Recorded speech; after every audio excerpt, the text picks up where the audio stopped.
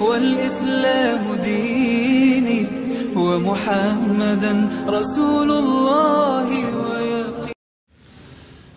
بسم اللہ الرحمن الرحیم اللہم صل علی محمد وعلی آل محمد کما صلیت علی ابراہیم وعلی آل ابراہیم انک حمید مجید اما بعد فاعوذ باللہ من الشیطان الرجیم بسم اللہ الرحمن الرحیم وجعلناکم شعوبا وقبائل لتعارفوا ان اکرمکم عند اللہ اتقاکم ان اللہ علیم خبیر قال رسول اللہ صلی اللہ علیہ وسلم من بطأ به عمله لم يسرع به نسبه او كما قال علیہ الصلاة والسلام صدق اللہ العظیم وصدق رسولہ النبی الکریم۔ محترم اور عزیز ساتھیوں، اللہ پاک جل شانہ نے اپنے بندوں کو مختلف قبیلوں میں، مختلف خاندانوں میں اور مختلف برادریوں میں اور مختلف انساب میں پیدا فرمایا ہے، اور ایک خاندان کو دوسرے خاندان پر، ایک برادری کو دوسری برادری پر، ایک نسب کو دوسرے نسب پر فوقیت دی ہے، قوم کو قوم پر فوقیت اور برادری کو برادری پر فوقیت، خاندان کو خاندان پر فوقیت، یہ بھی اللہ کی طرف سے ایک تقسیم ہے۔ لیکن اس تقسیم کا مقصد یہ نہیں ہے کہ اعلیٰ نسب والے اور اعلیٰ خاندان اور اعلیٰ برادری والے تکبر کرنا شروع کر دیں۔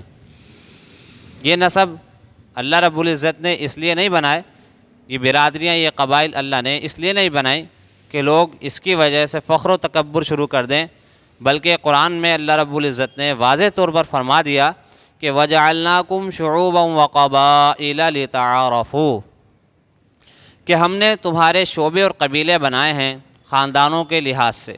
کیوں بنائے ہیں؟ لِتَعَارَفُوا، تاکہ تم ایک دوسرے کو پہچان لو۔ پہچان مقصود اور مطلوب ہے کہ یہ فلاں قبیلے کا ہے، فلاں خاندان کا ہے، اس سے قبیلے سے اور خاندان سے بات سمجھ میں آ جاتی ہے۔ بس اتنا مقصد اور مطلب ہے، اور یہ مطلب اور مقصد نہیں ہے کہ اس کی وجہ سے انسان فخر و تکبر و غرور شروع کر دے، اس کی اجازت نہیں ہے، کیونکہ یہ مقصد ہی نہیں ہے۔ جب یہ مقصد ہی نہیں ہے تو بلا مقصد آدمی اس کیفیت میں مبتلا ہو جائے اور اس عیب میں مبتلا ہو جائے تو یہ یقیناً بہت بڑے نقصان کی بات ہے۔ تو وَجَعَلْنَاكُمْ شُعُوبًا وَقَبَائِلَ لِتَعَارَفُوا، تاکہ تم ایک دوسرے کو پہچان لو۔ یہ قبیلوں کا فرق، اس مقصد کے تحت قبیلوں میں فرق رکھا ہے۔ البتہ ان اکرمکم عند اللہ اتقاکم، اللہ کے نزدیک معزز، اللہ کے نزدیک بلند مرتبے والا، اللہ کے نزدیک بلند مقام والا وہ ہے جو اللہ سے سب سے زیادہ ڈرنے والا ہے۔ گویا کہ اللہ کے نزدیک بلندی اور کامیابی اور عزتوں کا جو معیار ہے وہ تقوی ہے، تقوی، نہ کہ خاندان، نسب، برادریاں۔ لیکن اس کے باوجود بھی لوگ اس پر فخر و تکبر کرتے ہیں اور اس میں مبتلا رہتے ہیں، اور خاص طور پر ہمارے اس علاقے میں، ہمارے دیار پاکستان میں بھی یہ وبا بہت زیادہ پھیلی ہوئی ہے کہ ایک تو اپنے خاندان پر تکبر کرنا، فخر کرنا، اور ایک نسبتوں میں جھوٹ بولنا۔ اب ایک آدمی مثال کے طور پر اس خاندان کا نہیں ہے اور اپنے آپ کو اس کی طرف منسوب کرتا ہے۔ کوئی آدمی سید نہیں ہے لیکن اپنے آپ کو سید کہتا ہے، یا مثال کے طور پر ایک آدمی صدیقی نہیں ہے، اپنے آپ کو صدیقی کہتا ہے۔ اسی طریقے سے بہت ساری نسبتیں ہیں، میں نے آپ کو ایک دو نسبتیں سمجھانے کے لیے بتائی ہیں۔ تو ایک یہ ہے کہ اپنی نسبت پر تکبر کرنا، خاندانی نسبت پر تکبر کرنا، اور ایک یہ ہے کہ خاندانی نسبت میں جھوٹ بولنا، اور دونوں ہی چیزیں بری ہیں۔ خاندانی نسبت پر تکبر کرنا بھی غلط ہے اور خاندانی نسبت میں جھوٹ بولنا بھی غلط ہے۔ تو یہ ہمارے دیار پاکستان میں یہ وبا پھیلی ہوئی ہے، لوگ اس میں مبتلا ہو چکے ہیں، بہت زیادہ مبتلا ہو چکے ہیں، اور واسطہ پڑا ہے، باقاعدہ ایسے لوگوں سے واسطہ پڑا ہے۔ ایک صاحب کہنے لگے کہ خود بخود ایک نکاح کی مجلس میں شریک تھا، باقاعدہ میں خود نکاح پڑھا رہا تھا تو ایک صاحب خود بخود کہنے لگے کہ ہم ہاشمی ہیں. انہوں نے اپنا نام بھی بتایا اور اپنی نسبت بھی بتائی کہ ہم ہاشمی ہیں. میں نے کہا ماشاءاللہ بہت اچھی بات ہے بھائی, تو آپ کی تو بڑی اعلیٰ نسبت ہے, کیونکہ دنیا میں اعلیٰ نسب, اعلیٰ خاندان نسب کے لحاظ سے وہ حضور علیہ الصلاۃ والسلام کا خاندان ہے, اور باقی جتنے خاندان ہیں وہ سب حضور علیہ الصلاۃ والسلام کے خاندان سے نیچے ہیں. تو کہنے لگے کہ ہم ہاشمی ہیں. ہاشمی کا مطلب یہ کہ آپ علیہ الصلاۃ والسلام کے خاندان میں سے ہیں. تو میں نے کہا ماشاءاللہ آپ تو بھائی بڑے خوش نصیب ہیں, بڑے خوش قسمت ہیں کہ آپ کا تعلق اتنے معزز اور مکرم برادری سے ہے, گھرانے سے ہے, خاندان سے ہے, آپ تو بڑے خوش نصیب ہیں. تو میں نے کہا پھر جب آپ ہاشمی ہیں تو ماشاءاللہ آپ قریشی بھی ہوں گے. تو کہنے لگے نہیں میں قریشی نہیں ہوں. تو میں نے کہا جب آپ قریشی نہیں ہیں تو پھر آپ ہاشمی کیسے ہو گئے؟ ہاشمی قبیلہ ہاشم, یہ قبیلہ قریش کا ایک قبیلہ ہے. تو میں نے کہا جب آپ ہاشمی نہیں ہیں, ہاشمی ہیں تو قریشی بھی ہوں گے, اور اگر آپ قریشی نہیں ہیں تو پھر ہاشمی نہیں ہیں.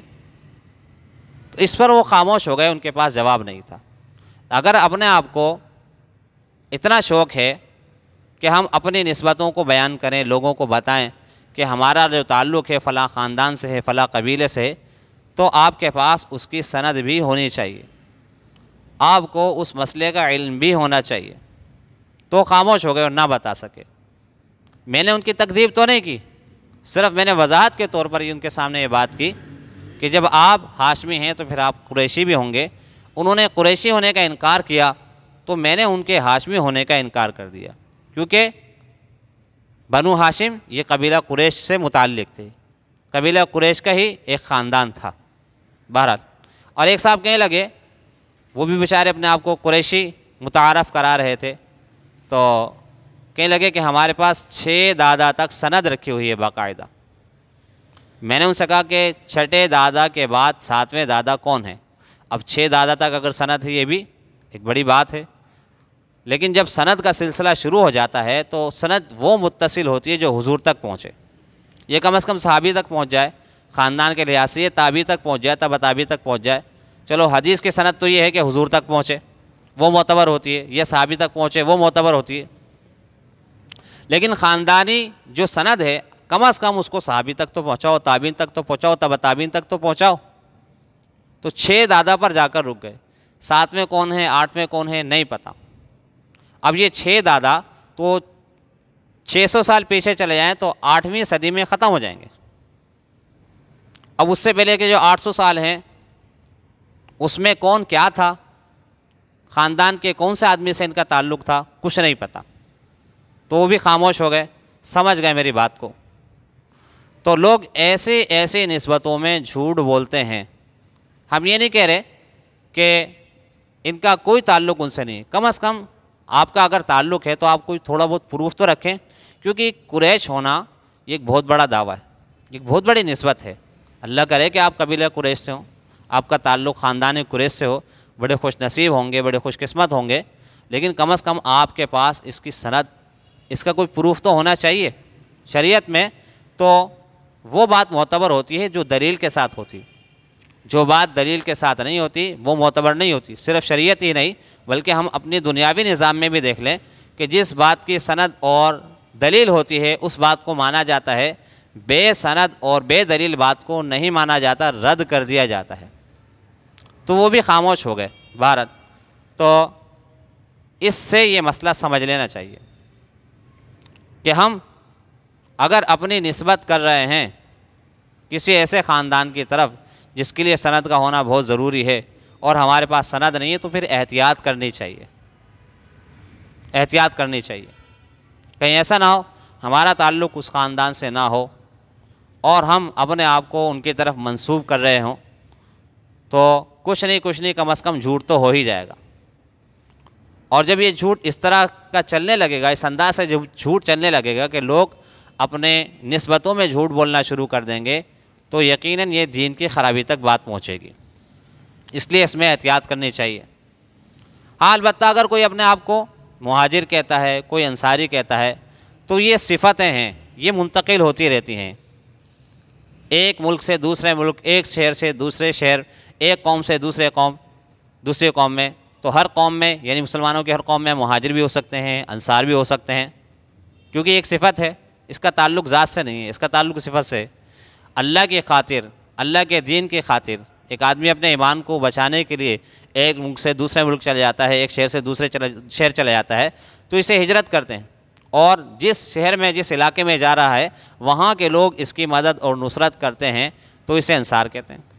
اصل مہاجرین اور اصل انصار، اعلیٰ درجے کے مہاجرین اور اعلیٰ درجے کے انصار تو حضور کے زمانے کے، مکہ سے جنہوں نے ہجرت کی اور مدینہ گئے اور مدینہ والوں نے نصرت کی، تو مدینہ والے انصاری اور مکہ سے جو ہجرت کرنے والے تھے وہ مہاجرین.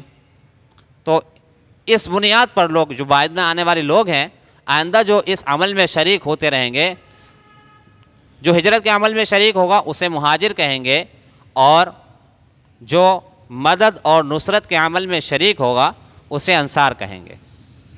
تو یہ صفتیں ہیں، نسبتیں نہیں ہیں. کوئی آدمی اپنے آپ کو مہاجر کہہ سکتا ہے جبکہ اس کے اندر مہاجر کی صفت ہو، اپنے آپ کو کوئی انصاری کہہ سکتا ہے جبکہ اس کے اندر صفت نصرت ہو، تو ٹھیک ہے. تو مطلب کہنے کا یہ کہ دو صفتیں ایسی ہیں، اس کے علاوہ اور بھی ہو سکتی ہیں کہ وہ ہر قوم میں، ہر خاندان میں، ہر برادری میں پائی جا سکتی ہیں، اس میں سے کہ لیکن بعض صفتیں ایسی ہوتی ہیں، بعض نسبتیں ایسی ہوتی ہیں کہ جس کا تعلق سیدھا خاص قوموں سے اور خاص قبیلے سے جا کر ملتا ہے.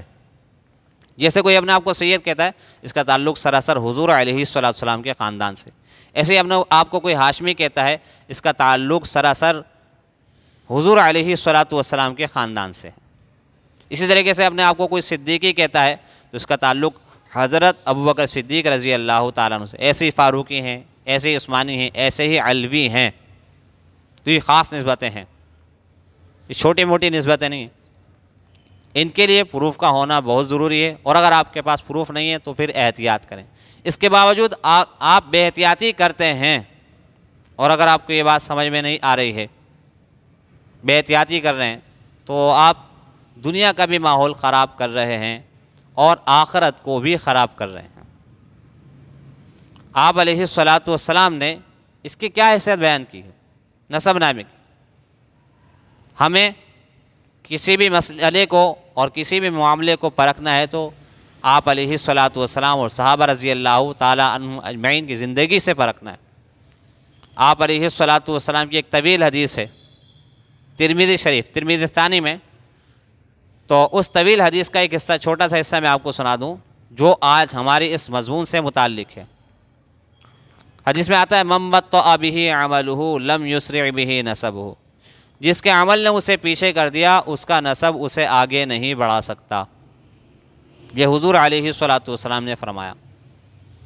اب ابو جہل کو لے لیں، ابو لہب کو لے لیں، خاندان کتنا اونچا، سردار لوگ، لیکن آپ علیہ الصلوۃ والسلام کی مدد اور نصرت نہیں کی، آپ علیہ الصلوۃ والسلام کی بات پر ایمان نہیں لائے، تو اعلیٰ خاندان ہونے کے باوجود جہنم میں چلے گئے.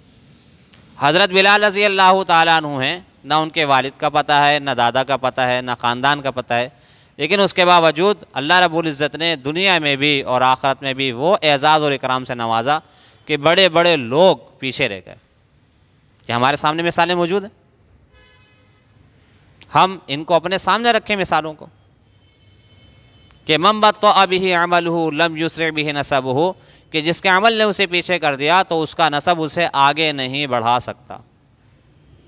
تو ہم یہ دیکھ لیں کہ اگر عمل نہیں ہے تو نسبتوں کی پھر کیا حیثیت ہے، نسبتوں کا پھر کیا کردار ہے، نسبتیں کتنی مؤثر ہیں، کتنی معین اور مددگار ہیں. اس حدیث سے، ان واقعات سے ہم اندازہ لگا سکتے ہیں.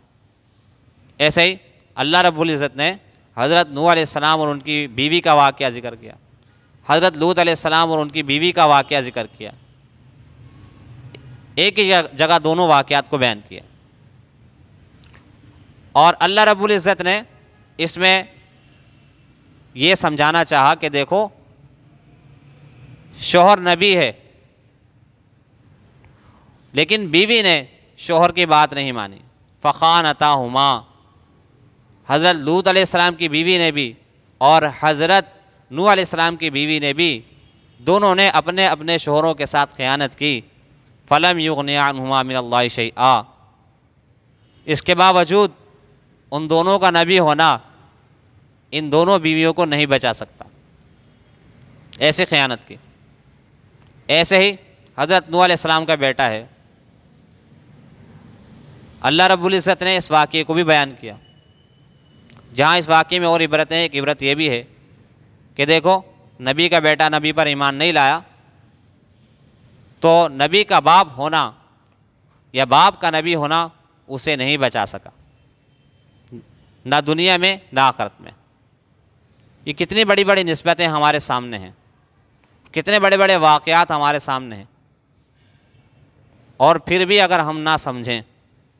سمجھ میں تو آ رہی ہے، یہ بات نہیں ہے کہ ہم سمجھدار نہیں ہیں، سمجھتے نہیں، سمجھ میں آ رہی ہے، لیکن اس کے باوجود ہمارے اندر تبدیلی اگر نہیں آ رہی تو ہم بہت دور جا چکے ہیں.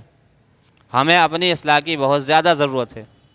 ہمیں دوسروں کی اصلاح کی فکر ہو، اپنی اصلاح کی فکر نہ ہو، یہ تو بڑی عجیب بات ہے.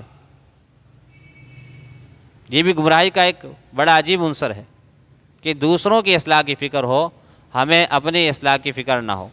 تو اپنی بھی اصلاح کرنی ہے اور دوسروں کی بھی اصلاح کرنی ہے. تو یہ جو خاندانی سلسلہ ہے اور یہ جو نسب کو بیان کرنا ہے، اپنی برادریوں کو بیان کرنا ہے، لوگ اس میں کذب سے کام لیتے ہیں، دھوکے سے کام لیتے ہیں، مکر و فریب سے کام لیتے ہیں، جھوٹ سے کام لیتے ہیں، اور اس کو جھوٹ بھی نہیں سمجھتے، مکر و فریب بھی نہیں سمجھتے. یہ ایک بڑا مسئلہ ہے. تو بہرحال جھوٹ کسی بھی انداز سے ہو، چاہے وہ خاندانی نسبتوں کے لحاظ سے کیوں نہ ہو، جھوٹ جھوٹ ہے. تو جو سزا عام جھوٹ پر ہے وہی سزا اس جھوٹ پر بھی ہے. اللہ رب العزت عمل کی توفیق عطا فرمائے. وآخر دعوانا ان الحمد للہ رب العالمین.